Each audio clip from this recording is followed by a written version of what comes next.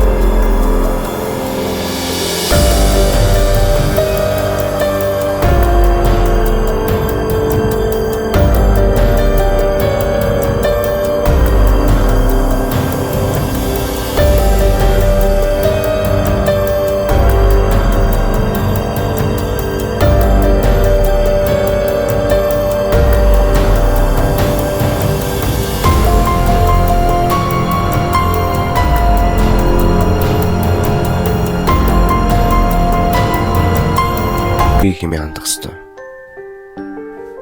Хүний бие мах бод гэдэг хачирхалтай хэрнээ бас гайхалтай зүйл. Заримдаа итгэмээргүй хүнд бэртлээс ч хэн нэг амьд үлдэх тохиолдол байдаг юм.